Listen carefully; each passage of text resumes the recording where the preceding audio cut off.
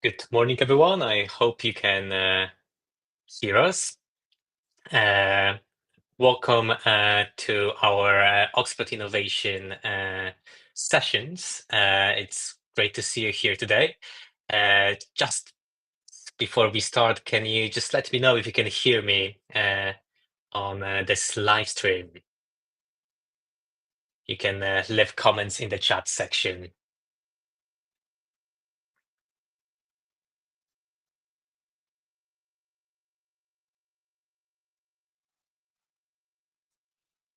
Right. Brilliant. So we have a first few yeses. My name is Artur Grzybowski, and before I hand things over to our guests, I'd like to take a moment to introduce the Oxford Innovation Sessions, what they're all about, and what's coming up over the next few months. The Oxford Innovation Sessions, it's a brand new series kicking off with today's live stream. Our goal is to bring together industry experts to share valuable insights on AI, business growth, finance, and marketing. It's also a great way to connect and network with businesses across the UK.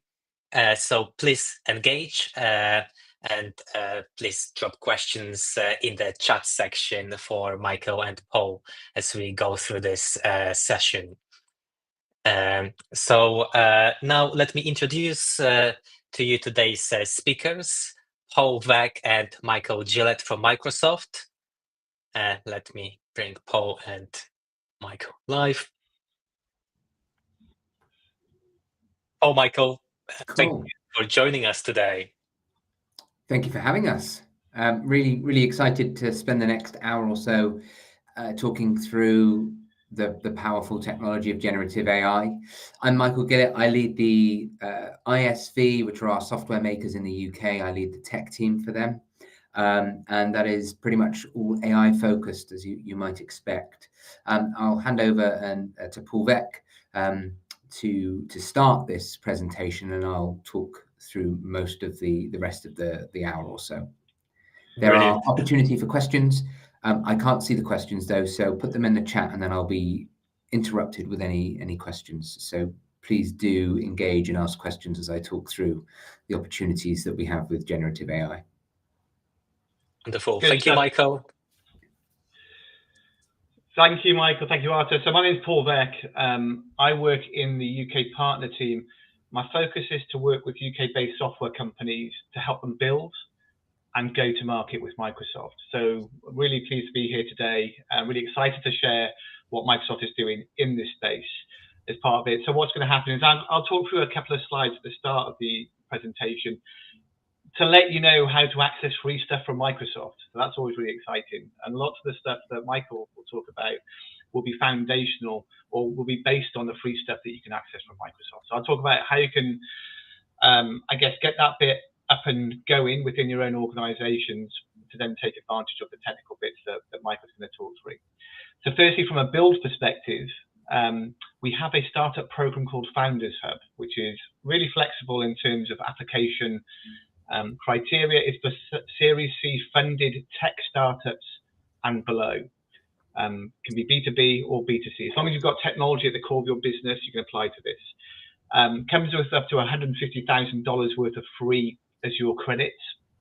There's several tiers within the Founders Hub, and you can graduate between tiers. You might start up at level 1 and graduate through to level 5. So it's a really good graduation path. It means you can be in a program for multiple years.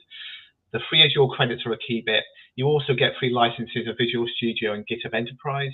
You also get free licenses of software to run your business, like Microsoft 365 and Power Platform and Dynamics 365, the customer experience stack as well. So it's a great way to build your solution in Microsoft Cloud. Next slide, please. You can also apply, if you're a B2B software company, and I know we've got a load of those on the call today, to the ISV Success Program. So it used to be that you'd graduate from Founders Hub and then join ISV Success. Now you can be at both simultaneously. And ISV Success comes with even more free stuff. which is great. Everyone loves the free stuff. But also it comes with some very meaningful technical support to help you build your solution in Microsoft Cloud, or clouds, I should say, because this encompasses Microsoft 365, Teams, Dynamics, etc. as well. But also then there's a focus on how you can go to market. One thing I would say actually in Founders Hub is that you can access one-to-one technical engagement from Founders Hub to help you build your solutions. So you can get on one-to-one sessions with engineers. You can do this with IS3 Success as well. The other thing that happens here is you get free Azure credits, $5,000 worth, and Founders Hub up to $150,000 worth. They can both be used on the Azure OpenAI service. So we have our own API on OpenAI. It's cloud native within Azure. We'll talk about what that does for your business. But the stuff that Michael will talk about today is built, can be built on that, right? So a great way to start is to get into Founders Hub, access the free stuff. That gives you access to Azure OpenAI, and that will enable you to do, build your own co-pilots and all the bits and pieces that Michael is going to talk about later on. So 2 programs there to get you started, and I'll post those in the chat so you can access those directly. If that doesn't work for whatever reason, then Founders Hub is at startups.microsoft.com as a website. Just go there, you'll be able to apply there. And the success is at microsoft.com/ISV. Next slide, please, Michael. So when we talk to organizations like you, and this Michael will flesh this out much more than I've got time to today, this is what we talk about. So we talk about how you can build your own co-pilots. So if you spend any time listening to Microsoft, you'll be aware of how important that is to us and how we're building co-pilots for every one of our solutions. Why not build your own co-pilot for your own solution to help your customers use it more effectively? You might have a use case for using cognitive services such as speech, text, and vision within your solutions as well. And finally, if you're data-driven, there's a whole machine learning stack for you guys to use as well. And Michael will cover all those bits and pieces off as well. Next slide, please. And then we have Gen AI Mini Accelerator. So it kicks off on 10 a.m. On the 29th of January next year. So you've got plenty of time to apply. Hopefully you're not busy on that day. And you can apply at aka.ms/UK Gen AI Lab. And that's the kickoff of that mini Gen AI Accelerator. That will give you access to a whole range of sessions and events to help you build your own Gen AI applications as well. Next slide. And finally, if you are a B2B software company and you go through the process of building your solution in Microsoft Cloud using Founders Hub and ISV Success, or maybe you have one already, there's a whole go-to-market journey here for you. Excuse me, in terms of how we can then help amplify your B2B software solution to our global customer base. Microsoft have been in business 49 years now, which sounds bonkers. Doesn't feel like a tech business should be able to say that, but it's true. And we work with virtually every organization on the planet. We have a very, very comprehensive go-to-market journey to help software companies who build in our cloud then go to market via our marketplace, our B2B marketplace, via our sales teams even, via a co-sell program, and then via our partners as well. So it's incredibly powerful. There's a whole journey there for you that you can access via ISV Success and also Founders Hub as well. So that's me done. I'll post those links in the chat and I'll be around to answer any questions you have. But at this point, I'm really pleased to hand you over to Michael now to cover off the rest of the presentation. Thank you very much, Paul. So some fantastic resources there. I think the Azure credits, being able to use them for Azure OpenAI, really, really interesting. But there's a load of other technologies as well that are really important in making the era of AI something that is really valuable and impactful for customers and for our own internal use cases. What I'm going to do now over the next perhaps 25 to 30 minutes is to really bring to life what those opportunities are, both from the customer experience, but then also I'll touch on some of the technologies that are available for you to make use of within the Microsoft clouds as well. So I want to start with ChatGPT, which came out roughly 2 years ago and obviously had this phenomenal kind of growth to 100 million users in only 2 months. Nothing has moved that quickly in getting that many users from a standing start of none. Now, the reason why that is just so popular and the impact that has had and the things that have changed in the 2 years, and it's actually a bit mad to think it's only been 2 years, is probably down to two things. One is that LLM, that large language model, the understanding of the language and how we work with language, that it understands our intent and gives us back something of value in the response. But also, the second bit is probably just how easy it is to use that extremely powerful technology, one of the most powerful technologies we've got. And all it takes is a text box or a microphone, and we can interact with it. We've seen developments now. You can also share images to it. It's really multi modal in that way. So really, really powerful, but really, really easy to use. And we've not seen technology like that for. And you can see here it's borne out in how quickly it reaches 100 million users. If we think about what that really is the idea of Copilot. And Copilot here is, I know it's capitalized, but it's the concept of this kind of agent. It's not the Microsoft Copilot. It's that user interface and experience that we have for interacting with these large language models, this chat-based interface. It really is a new UI for how we access and understand knowledge from around the world within our organization, and how we can interface with that. And it acts as our agent, and multiple agents. And actually, if you've heard Microsoft over the last few months, either at Ignite or the AI Tour, you will have been aware of us using this terminology of agents and this agentic era that we are rapidly approaching with this technology as it's maturing and as we're understanding the true opportunity that it presents and what we can do with it. And if we think about what that agentic world looks like, it's personal agents, but it's also that's like that Copilot experience, right? You go to copilot.microsoft.com and you have this personal agent who can go and do things for you.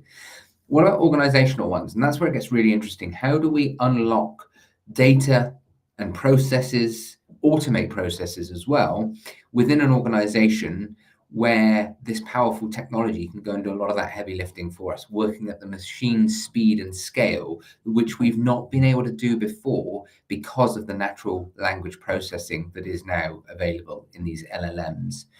And then that goes all the way through, as we think about this, to what about cross-organizational agents? How do we get the systems to interface across organizations on our behalf, doing stuff not instead of us, but doing stuff alongside us, speeding up processes? So really, really interesting opportunities, really exciting and really impactful opportunities here, as we think more and more along the lines of what these agents are going to be able to do. And that's the technology that Microsoft has been rapidly building out over the last couple of years, and the infrastructure that we've been building out over the last decade or so is really coming to fruition now with these agents. But what we've seen, and why maybe now, or maybe the last 2 years, why has this suddenly become such a big topic? It's because in 2010, the deep learning era began, and we have seen a marked acceleration in how the processing power of machine learning can happen, which has led to unlocking natural language through large language models, through small language models. And what we're seeing at the minute is that rate is not slowing down. We've got effectively a new Moore's law view here, where we were pretty consistent before 2010 and we're pretty consistent after 2010, but it is rapidly accelerated after 2010. And that's why we've seen such a rate of innovation change, and why it's really transformative and impactful, and why Gen AI is such the hot topic. It's because it's rapidly accelerating, but it's really, really valuable, really, really impactful. It's driving huge, and it's lowering barriers to entry into software. So if we think then about that customer experience, how does it work? Well, we've got that simple user interface that I've already touched on. We've now got memory and context. That's really important. Bringing the data that we have within our organizations, bringing the user's own context and data, and then using that reasoning engine of the LLM to bring that all together. So really, really simple to use, but really, really powerful as it unlocks the data with that natural language processing to give us the response that's meaningful and impactful to the request that we originally had. So you can think of it in these three kind of levels and layers here. We've got that app interface, we've got the data itself, and then we've got the AI processing in the background. Those three things come together to offer this really powerful experience. And what we've got at Microsoft, we've got 3 platforms here as well, which I will touch on, some of these more so and some of these slightly less so. But I think it's important to understand the full opportunity and context of where does this Copilot experience really present itself. At that top layer, we have the Copilot experience that we've already touched upon. And that's where the end user is interfacing with it, where we might have cross-organization Copilots. Then we've got the Copilot and the AI stack, and that's where we will get to in this presentation, where how do we go and do this ourselves, and how can we build our own Copilots? What are the options available to us? We've got low code, no code options, and we've got the fully fledged fine grained control and fine tuning, grounding with our own data as well, so that there's a real spectrum of opportunity there, all the way through then to Copilot devices, where we're seeing hardware coming through. The latest Surface devices have dedicated chips in them for AI processing, which means it can be done on the device at speed without requests over the internet. That's really interesting. And we think about that context of the user, we're going to see really interesting innovations around these Copilot devices. And it's this entire stack that makes this such a fascinating, really powerful opportunity. So thinking first on that Copilot level then, what do we mean by that? Well, it's that combination of the foundational model, so that AI element, it's your data, and it's the app experience. Those 3 things coming together to offer this really powerful Copilot agent experience. Now, for our software makers in the UK, our ISV partners, this is the recipe that we have seen work time and time again. It's the recipe that works for us, and it's working with partners. You've probably already got your own app experience, and you've probably already got your wealth of data full of insights that just need to be unlocked for the end customer or for yourselves. How do we then introduce that in the right way with the foundational model to really unlock this? The reason why this is really important, and I want to show this example, this is a Copilot example, but it's not Copilot that's a chat-based back and forth. This is a Copilot example where the software understands our intent and goes and creates stuff for us. And I think this is where customer expectations are changing. We have always had to learn the software to get the job done, whether that be Office and the hundreds of pieces of functionality that Office has. It's a powerful piece of software. It's complicated and it takes time to learn it.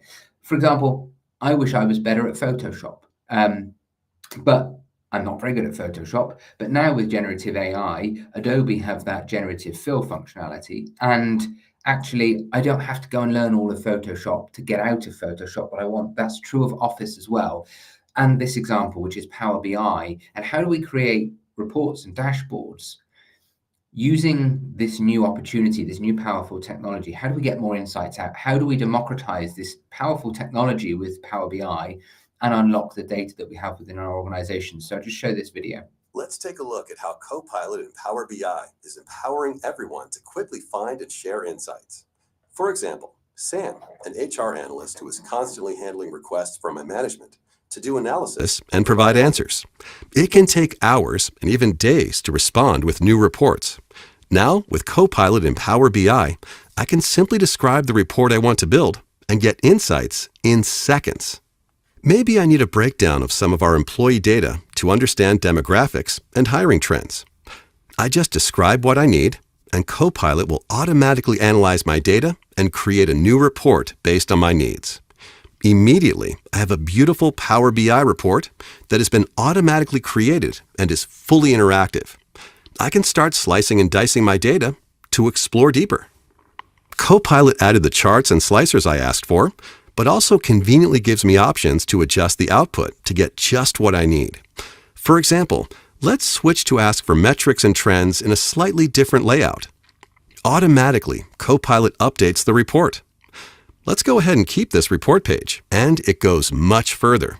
I can also ask questions such as, why is our attrition rate going up? Copilot responds by adding a new page to my report and tapping into Power BI's built-in advanced analysis capabilities for finding key influencers for variables in my data. In addition to giving me a summary of an insight about different employee types having different attrition rates, I can easily explore Power BI's key influencer visual to see what's driving the biggest impact on our attrition rate. I can even automatically see the most significant segments in my data just by clicking. Now let's go back to the first page and finish up our new report. I'm going to ask Copilot to make it look like our existing exec dashboard. And instantly, it's applied the same formatting and style and adjusted the layout to match. Best of all, I can still interact directly with the Power BI report that Copilot has created. So, for example, if I wanted to manually change this bar chart to a tree map on my own, it's easy to do with just a few clicks. Let's add employee functional area, and now I can filter by this new field. Finally, to make the report even easier for my team to understand, I'm going to ask Copilot to add a rich text description of my data right inside the report.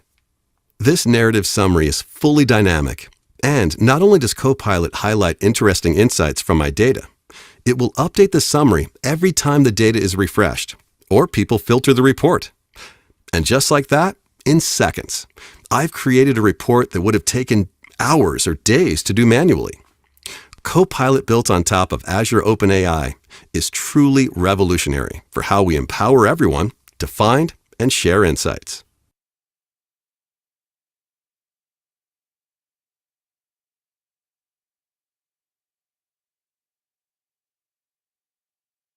Some really, really powerful outcomes, and it really does democratize it.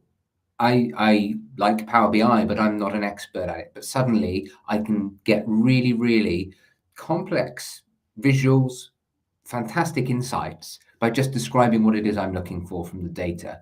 That's really, really powerful. And it's this type of opportunity that we're seeing appear in so many different places where companies are infusing their current app experience and the current service that they provide with natural language processing, with this Copilot agent to unlock this powerful but often complex software.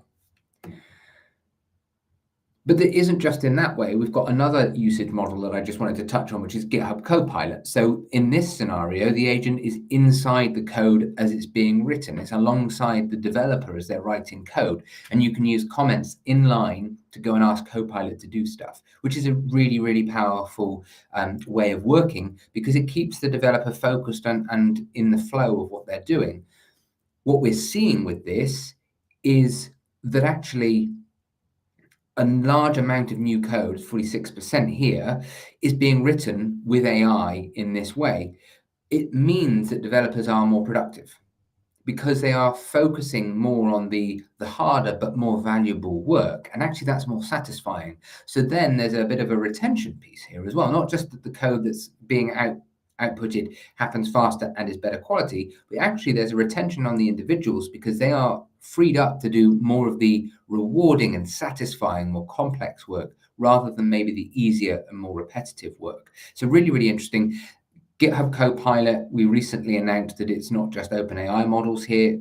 Other LLMs can be brought into connected with GitHub Copilot. So it's a really, really interesting, powerful Copilot that can be used as organizations need it to be. And it's really, really good at doing the pair programming piece and the pull requests, ensuring that the right standards are being followed. Really, really powerful in that regard as well. And then within the Microsoft 365 Copilot, we're seeing how that is transforming the way of work as well. We're seeing similar things here as we saw with developers in GitHub Copilot, in that the data here is all from the Microsoft Work Trend Index, but we're seeing people freed up to focus on more meaningful work. The mundane tasks are being taken care of by this, and actually it's allowing them to go and do more meaningful, impactful work, which is really, really important. It allows people to catch up on meetings quicker, to find the information from SharePoint faster, to get insights and summaries from documents quicker. It's really, really useful. But what I find quite interesting and amusing here is that actually, this is enterprise software, and people don't tend to be excited about enterprise software. They do tend to be excited about a free lunch. However, 77% of people who have been using M365 Copilot say that they would choose Copilot over a free lunch a week, which is incredible because, as I say, that's not normally the way around that we would expect to see things. But people get so much value and they are able to do such more meaningful work that actually, for many people, this is really, really exciting and valuable to them. So expectations are changing, whether it's within an organization, whether it's the end customer. I'm sure yourselves are using generative AI services, and your expectations perhaps are changing as well. We are looking to software to be able to understand our language, and it's the first time that we've really been in a position where the computer can understand our language and our intent and do things on our behalf. And so we're seeing the expectations moving pretty quickly in this regard. So how do we kind of think about this? What is it that means? What do we need to be doing? Well, you think about these newer intelligent applications. Generative AI is unlocking these agents. Natural language interaction is there, and it's better than the constrained interactions that went before. It's much more data driven, and it can be personalized far more than what we had seen previously, where fixed data sets were often the case and things were hard coded in applications. But also there's this level of innovation and level of progress being made that is not, was just magnitudes more than what's happened in the past. As I said earlier, I think it was only 2 years or so ago that ChatGPT came out. It feels like we've been using these technologies for a lot longer than that because this rapid innovation is happening. And so this is where these expectations are coming from and what it means for us as we think about, well, how do we do this then? But it's not just Microsoft. I mentioned Adobe earlier, but there are 2 UK partners who we're seeing some fantastic success with the co-pilots in the way that they're using natural language processing. So Trade Ledger have built a working capital co-pilot, and that's fantastic for smaller organizations who get now, this technology is democratizing that working capital functionality of what Trade Ledger offers, but it's democratizing it to smaller organizations who perhaps haven't been able to hire dedicated people with the skill sets to go and take advantage of a lot of what Trade Ledger has, but the co-pilot can go and do that. So now people within an organization who might not be experts in this can go and work through these opportunities with the finance and capital. But equally, we've got MeCare, who work in homes for elderly individuals, and it's a way of connecting those independent but elderly individuals with their carers, with their family, with their friends, all via natural language. So they can just use voice, and the MeCare system can use audio to prompt for notifications, for reminders, and can just support the individual to be independent, but make sure there is that level of care.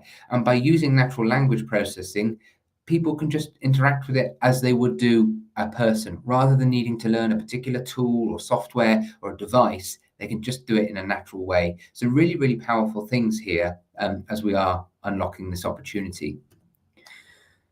So you might now be going, that's all very good, and maybe some of this is really resonating with you from your own experiences. So how do we do this with what you've got with your apps and your data? That's where we end up with the co-pilot and the AI stack. And so if we think more on that AI stack, this is a great representation of how that looks. So at the top, we've got how does what you have, how could that be integrated into Copilot? So you can add things directly into Microsoft Copilot, but you could also be creating your agents and have them interface with Microsoft Copilot. And then going down a level deeper from there, we've got this fantastic AI orchestration and tool chain going on. That is where we get to bring your data, the different foundational models, and then the underlying AI infrastructure together to build these meaningful agents that really understand what the intent of your customers are going to be and your users are going to be, along with the data that you have and the insights that your data would be able to provide. On that AI infrastructure, which is so important and is crucial to the OpenAI and Microsoft partnership as well. And then beneath that, we've got these Copilot devices, of which there are many coming, but we've already got Surface devices out there, as I said earlier, that have these dedicated processors for natural language processing, where the agent and the AI can run locally on the device. And that is this AI and Copilot stack. We're going to dwell more on that middle bit, that AI orchestration and toolchain piece, because I think that's where you're going to want to know, how do you do this? But I just mentioned the OpenAI and Microsoft partnership. Just wanted to spend a little bit of time on this, just because it's so important. But you look at the two missions of the companies, they really align nicely. And actually, that's why this is working so well. And the reason why it's working so well from a technical perspective is because of the extensive and first-class AI infrastructure that Microsoft Azure has. All of OpenAI workloads happen on Azure. And you can access, as Paul said earlier, you can access the Azure OpenAI service, obviously within Azure, but you get to use those Azure credits from the various programs that Paul mentioned. So a really great way to use the OpenAI technologies. And there are many and ever-changing and ever kind of innovative models coming through from OpenAI, and they are on Azure on usually the same day that OpenAI announced them. So you get to use all of the OpenAI goodness, plus all of the Azure governance, role-based access, all of the security that you would expect from Azure is there for the Azure OpenAI service as well. Plus, we've got the Azure AI Studio, which we're going to see in just a minute. Plus, if that's where your data is as well, then fantastic. You can bring all of this stuff together really, really quickly, effectively. You're reducing latency by having it all within the same cloud as well. So the partnership is really, really important. And the benefit to you is that you can use all of this in Azure. So thinking about building your own AI capability, the first bit is, well, how do we customize that Microsoft Copilot piece? How do we do some pretty quick, pretty easy, low and no code opportunities? And I'll talk through that in just a second. Then and how do we get more complex? How do we do some fine tuning? How do we ground things in different ways? How do we choose the model? You might have some particular use cases and business needs. And so there are a range of opportunities and options for you to make use of in the tool chains that we've got. And then a third option, which is worth mentioning, is how do you partner with other Microsoft partners? And we'll touch on that briefly as well. So starting then with the top level of the Copilot development stack, that extensibility piece around your Copilots, your own agents. How do we have them unlocked via the Microsoft Copilot? Well, the best way to think about this is using the Power Platform. We can use the data that you've already got access to within your organizations, bring that all together via the data cloud, via whatever your connectors, whatever your data sources might be, into a really easy way for the natural language processing to sit on top of that and to build an agent. And the way to do that is with the Microsoft Copilot Studio, where there's many, many plugins and connectors all ready to go, probably with the services that you are already using. And you can have these connectors both be used to provide data for the query coming in. What is the intent of the individual? What are they actually asking? And then you can unlock the data. And then natural language processing can be used on the response as well. And you get this very, very good low code, no code experience to customize and configure all of this. And if you're experienced with the Power Platform and Power Virtual Agents, then this is something that you would be aware of.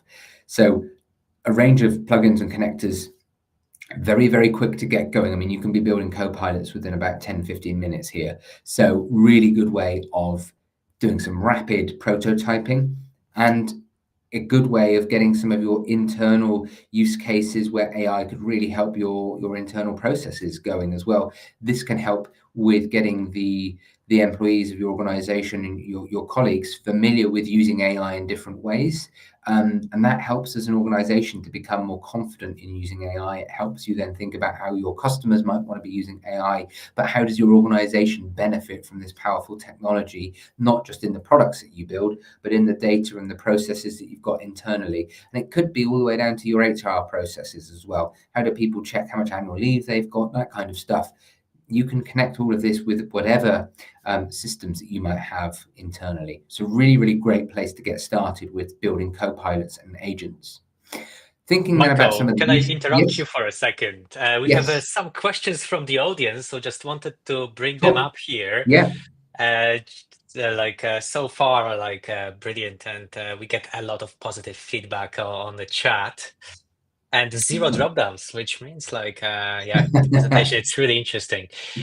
So we have a question here from Sharon, and I'm just going to read that to you because I know you can't see. Yeah, I can't see the screen, So Our data-driven medication review tool helps post-treatment cancer patients with smooth recovery by providing personalized real-time insights and actionable recommendations, reducing adverse drug reactions, optimizing polypharmacy to deliver precise, effective, and equitable care tailored to each patient's unique needs. We want our platform to be interactive, especially for those patients who experience a language barrier, using maybe an avatar speaking in their language to articulate recommendations right on their phone. Do you think we can access this capability in the near future? Well, first of all, that sounds like a fantastic experience, really, really powerful. I can see the value that that would be bringing. To answer the question, there are things that I can think of that are available right now, and this can definitely be done. And I'll come on to this maybe in a couple of slides, actually, where we can combine other AI services that are not Gen AI services with the Gen AI services to allow for that real-time translation to happen. In terms of having an avatar on the screen, there's definitely technologies out there that can also do this. It's not something that I know of off the top of my head, but yes, I'm sure that this is all going to be, if not immediately available very soon. Great. Thank you, Michael. And Sharam, if you want to follow up, please do in the chat. And we have one more question, or more of a statement from LB on YouTube. Can I assume AI will suggest the data is saying and recommend decisions based on the information? So it seems like AI will pretty much make decisions for us. Like, how do you see the future of that, Michael? So I think that's a fascinating topic. So great question. The thing is, we shouldn't allow AI to make decisions for us. So there's a bit that I will come on to around how do we think about responsible AI, and this is a key area of it.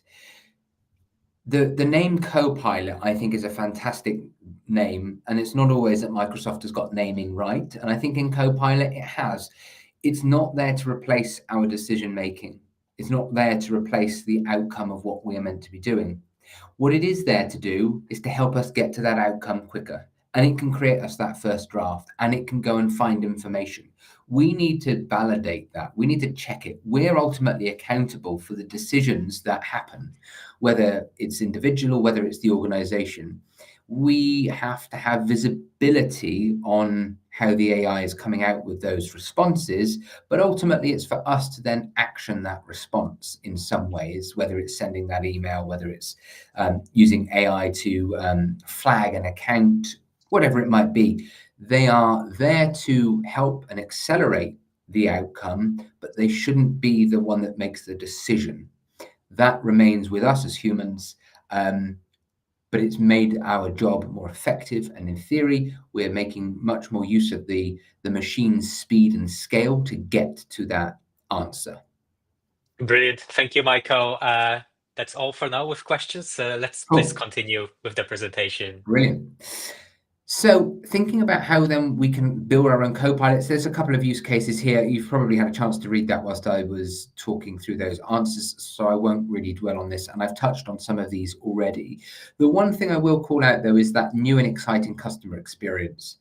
And that is hyper-personalization, something that we've not necessarily been able to do that much of before. But you think at the speed at which Gen AI is able to work, the level of data that we would have around customers, how do we tailor the product to actually understanding what they're likely to be wanting to do at the time that they're using our product? And maybe it's in the way that we are communicating with them as well. We can now offer a personalized, tailored experience like we've never been able to do before. We're starting to see this come through and be really, really meaningful and impactful. So really interesting use case here. But your organization, you might be quite familiar with AI, and you might have some use cases that require more than what is available in the Copilot Studio. In which case, that's where we start going a level deeper in this Copilot development stack, thinking about the tooling, the tool chain that we have.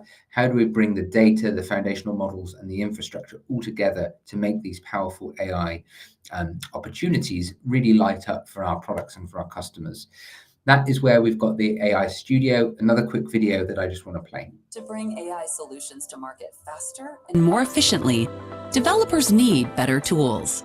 Azure AI Studio is a comprehensive AI development platform designed to be the place for you to build and scale responsible generative AI solutions. AI Studio has a robust catalog of pre-built and customizable frontier and open source models, including those from Azure OpenAI Service, Hugging Face, NVIDIA, and Meta, including the popular Llama 2 LLM, which is now available as a service, with pay-as-you-go inference APIs and hosted fine-tuning. Whether you're working with structured, unstructured, or real-time data, you can smoothly apply it to your models, along with sophisticated hybrid search to fuel high-performing app experiences. AI developers can create data-enriched and detailed prompts to get the best results from the generative model using prompt flow, and then use tooling to compare and automatically evaluate model outputs. AI Studio provides seamless integration with VS Code, GitHub Codespaces, Semantic Kernel, and LangChain. Azure AI Studio is equipped with built-in content safety, responsible AI tools, and enterprise-grade security, privacy, and compliance measures. No matter what your generative AI solution may be, you can create it here. Build with Azure AI Studio.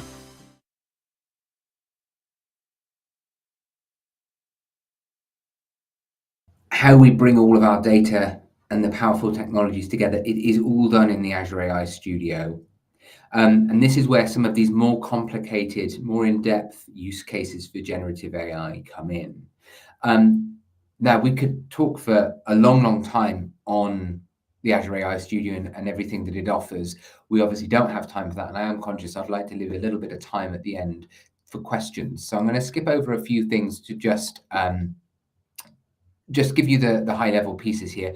The one thing I did want to touch on before I go and take a look at the Azure AI Studio in a little bit more detail is just thinking about how you might want to partner with Microsoft partners. And the thing that I would call out here is some of the Microsoft partners who have been doing these AI workloads have been doing them for a while. They have built brilliant centers of excellence. They know how to do this stuff. So if you're looking to get to market quickly with a co-pilot, with an agent, with using AI either internally or as a customer-facing product, you might want to consider Microsoft partners in this regard, because this can really accelerate you getting to market with a really impactful co-pilot experience. So worth bearing that in mind. But if we think then of the opportunities that we have with the AI Studio, as I say, I'm going to skip over some of this just to move this along. We want to think about the app platform and everything that's available.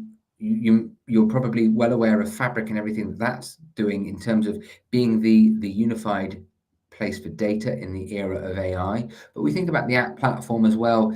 You can do an awful lot of stuff in terms of exploring the extensive model catalog, and you can also bring model as a service here. You can bring your own models. You get to fine-tune models. You can also do testing, and it's got safety features built in. So when you're doing the retrieval augmented generation, RAG, as you might be familiar with, you want to make sure that that's being done in the right way. You want to be provided with visibility on how this works. What is this flow that the AI system is going to go and do to retrieve data, to bring it together in the right way, to provide the context, and then give the response back? Well, actually, you get that visual view of that, which is really, really important. And I do have a screenshot to share of that. But I thought this is an interesting slide to just think about this. And then the extensive model catalog that we've got. And I'm sure this is only a couple of weeks old, this slide, and it's probably already out of date with some of the versions. But we see this rapid expansion of companies providing really, really powerful different large and small language models, and then they iterate on them at a phenomenal rate as well. So this is changing all of the time, but we've got the most extensive model catalog for you to choose from. That choice can all be done within the Azure AI Studio. And this slide is worth thinking about and maybe grabbing a screenshot of in terms of what is available here. So the question earlier about how could we do translation? look in that orange block of Azure AI services. So these are services that have been around for a while, right? AI itself isn't new. Microsoft has got some well-tried and tested AI services. Gen AI is the newer one and the one that's really unlocking this powerful opportunity. But actually, we can combine Gen AI with other AI services as well. So we've got the Azure AI Translator. And if you combine the translator with Gen AI, then actually we can do that translation with Gen AI back to the user in whatever language they are asking. So it's a really powerful flow. But you think about the document intelligence Azure AI service as well. Maybe you want to allow the individual to upload some pictures of some documents and to ask a question about the documents, where you could do the document intelligence service to parse those images of the documents and then use Gen AI to understand the context there, plus the question, and then use Gen AI to form the response back to the user as well. So you can bring these together in different ways. This is all available within the Azure AI Studio. So it is an extensive piece of tooling here that builds on top of the fantastic Azure AI infrastructure as well. This doesn't take away Azure Machine Learning either. So if this is something that you've been using, then there's more innovations coming within Azure Machine Learning, and that is also all available within the Azure AI Studio. So you get to combine Gen AI with your own trained models, which is a really, really powerful combination if that's where you've got to with the data that you have. Again, I'm going to skip over just some of these slides. For organizations that have been using machine learning and thinking about the evolution of DevOps to machine learning ops to now LLM ops, this is an interesting example of the maturing conversation that we're seeing. But the difference here between machine learning and ML ops and LLM ops is that one maybe was more with the data scientists, but LLM ops is more with the app developers. So it's really interesting to see the changes that's happening here. And LLMs are generally available just via APIs. And so it's more on the app developer side of things, but you need both data scientists and app developers to come together to combine maybe your own data insights with your own machine learning, plus the powerful LLMs as well. When you think about the LLM lifecycle, this might be an interesting slide to take a screenshot of as well. How do we ideate? How do we build? And then how do we operationalize LLMs in the real world? How do we get them into production in a safe way? How do we test them? How do we make sure that the content is being filtered in the right way? How do we monitor that the performance is there as we want, but the answers, the responses that it is providing are what we're expecting? And again, the Azure AI Studio provides functionality tooling for all of these stages. So it's really, really powerful in that regard. And then finally, I said I had a screenshot of this visualization of how an AI flow works. That's what this looks like. So this is called Prompt Flow in the Azure AI Studio. And it's fantastic at giving us that visibility so that we remain accountable for the way in which the agent and this AI workflow is happening. As I said earlier, right, we must remain accountable for this. And so with tools like this, we can remain accountable for the outputs that the AI is providing, because we understand it's not just a black box. We can understand how it has come to the answer that it has come to. Now, we might deem the wrong answer, well, then we can change that flow and we can get it right so that we can, with confidence, rely on the systems to provide these outcomes, which, as I said earlier as well, get us to the result that we want quicker, but shouldn't be doing the result on its own. They are there to help and support us rather than to remove our need to be accountable for these things. Just on the Copilot devices, I've mentioned the Surface devices already, with new devices coming out with new processors, really, really powerful things. There's improved security with it. It's faster. Some fantastic use cases coming through here. And then all of this requires us to have that trustworthy AI, to have responsible AI. And that's where it's so important that we're getting this right. And you think of where all of this fits in. It's about security, it's about privacy, and it's about building responsible AI. And that's what Microsoft has been doing over the last few years. You can see here a number of the key points of what it is that we're doing and the technologies, the tools that we have to ensure that the AI workloads that you want to use within Azure have security, privacy, and safety all within them. That all relies on a fantastic platform and infrastructure, and that's what we have with Azure.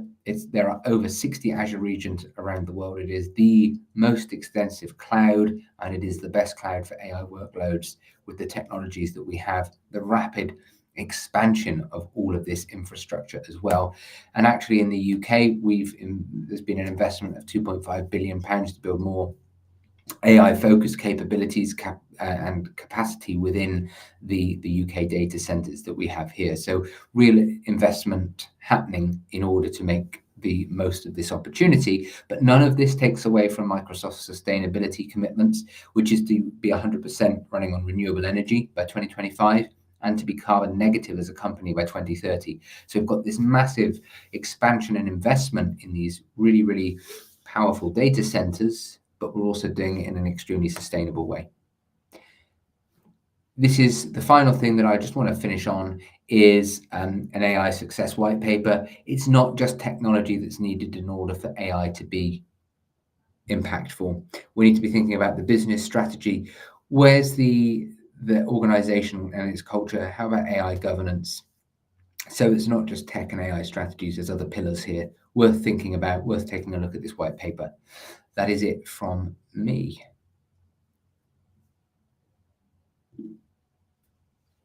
Brilliant. Thank you, Michael. We have some more questions from the audience. So I would just try and invite everyone who's listening to us right now to ask questions in the chat, and myself, Paul, and Michael will do our best to answer your questions. And the first question comes from Negar Yosef Sadeh. So can you see, Michael and Paul, the question? Yes, I can see that. I'll read it out anyway. Maybe anyone who's listening, not seeing the screen, whatever.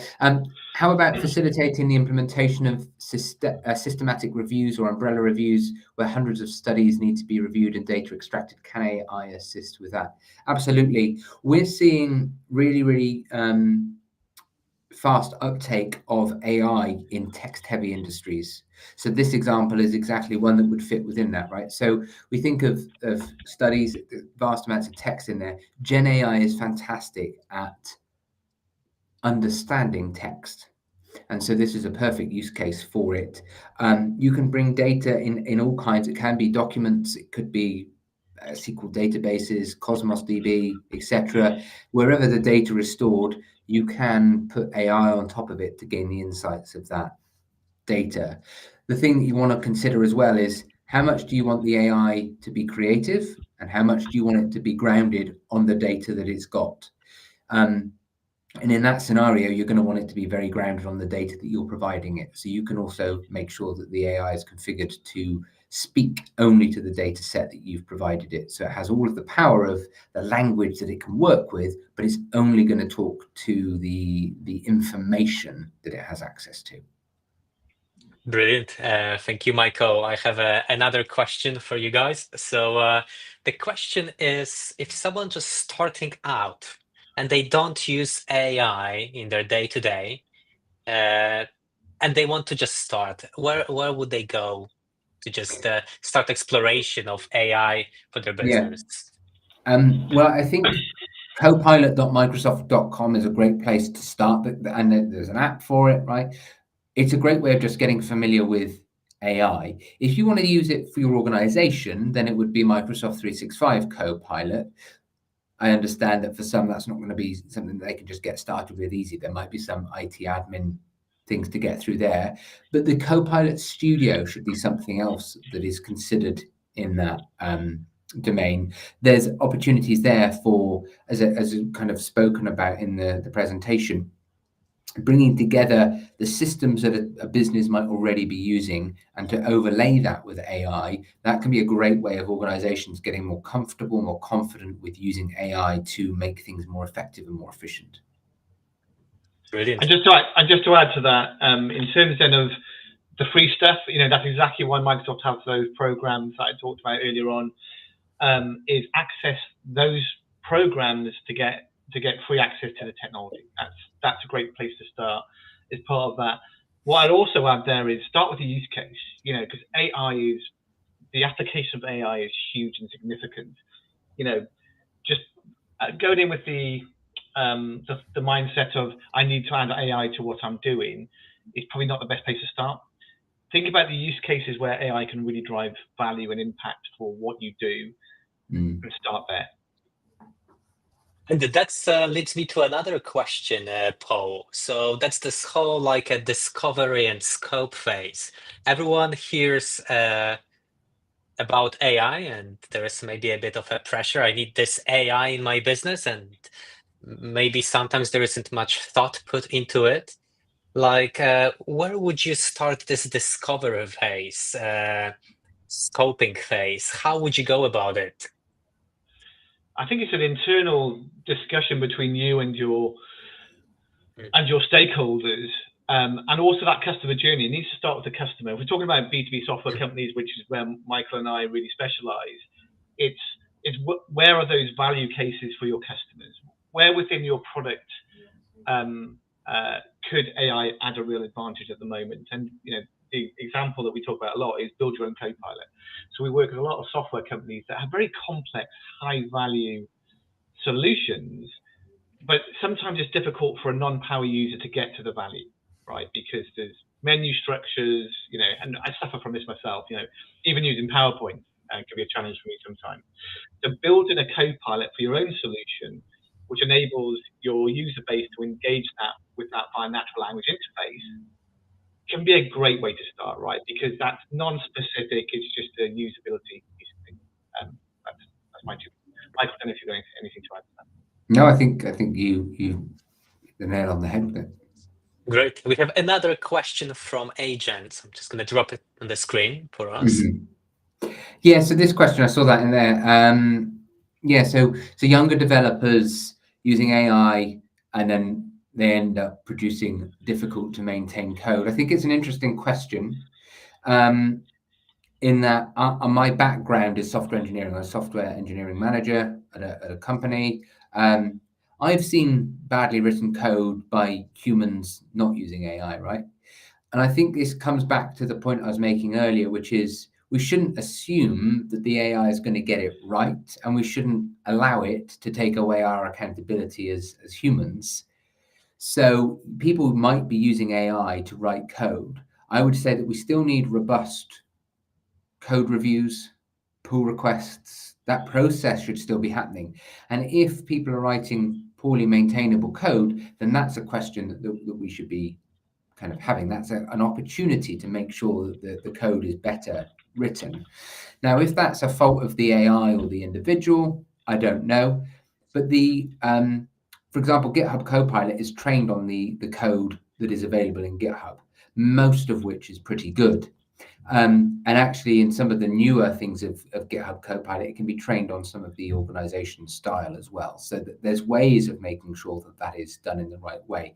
Now, GitHub Copilot is designed for coding. You can ask any AI system to go and create some code. Now, it might not be the best code ever written. It might work, but is it easy to maintain? Well, that's not for me to say.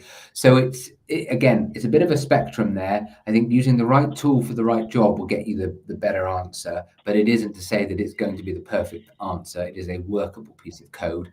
You might still want to do a peer review, code review, but that's true of just a developer writing code, right? I wouldn't trust myself to just commit code to the code base. I would want someone else to take a look at it and make sure I've done it right as well.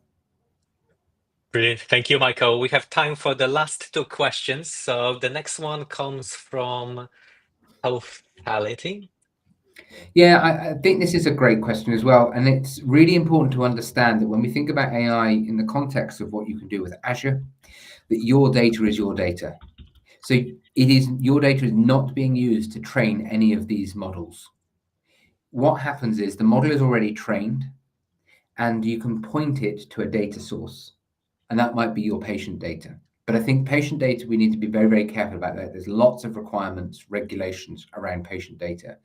But the point is, the LLM, it just understands how language works.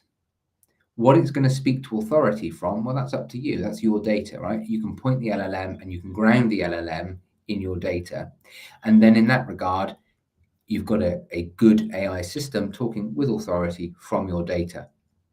There's a lot to be thought about when we think about the sensitivity and security around certain data sets that we might be working with, but that's not new. Access to patient data has to be very, very tightly guarded, and that is true of how we would implement an AI system to go and access that patient data. But then we also need to think about, well, who's the end user who's going to now ask the AI system? How have we got security in the right way?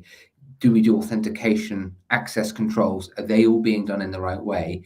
Or is there a way that someone could accidentally see someone else's patient data? Now, that shouldn't happen, but that would be true of a REST API that we might go and build to access patient data as well. So it's not a new concern. It's a valid concern.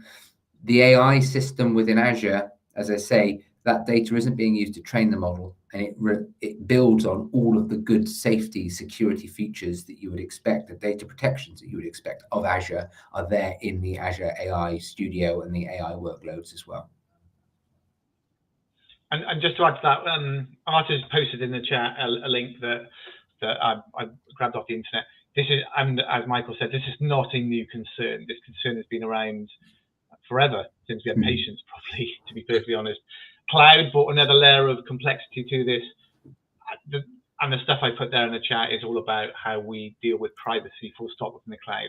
We have, we work with thousands of healthcare organizations globally, using Azure and AI. This is not a question that we shy away from. This is a question that we embrace, but we have a really strong answer for that, which we're happy to talk through. Brilliant. Thank you, Michael. Thank you, Paul. And the last question for today's session comes from Hivekai. Yeah, so absolutely, you're not locked in. You can bring data from different sources into the Azure AI Studio. Some of your workloads, you can write in LangChain, you can write in prompt flow, you can write with semantic kernel. So you've got options to use different languages and frameworks to also create the way that the flow works. So the Azure AI Studio, it's very easy to work with other Azure services, but by no means are you locked in if that's the scenario. And actually, if your data is on a different cloud at the minute, don't see that as a problem. You can still start doing stuff in Azure, bringing the data into the Azure Studio. And then you could look to bring other things over to Azure because it will help with the latency. Brilliant. Thank you, Michael. Thank you, Paul. That's all for today. Thank you for all our guests joining us today and sharing amazing questions. Thank you, Michael and Paul, for your time, sharing the insights and having a great presentation. That was our first Oxford Innovation session. We have 5 more coming in the next few months. So I invite everyone to follow Oxford Innovation Space to hear more and to connect with Michael and Paul on LinkedIn if you have any questions. Thank you. Thank you for having us. Thank you. Cheers. Thank you, everyone. Very much. Cheers.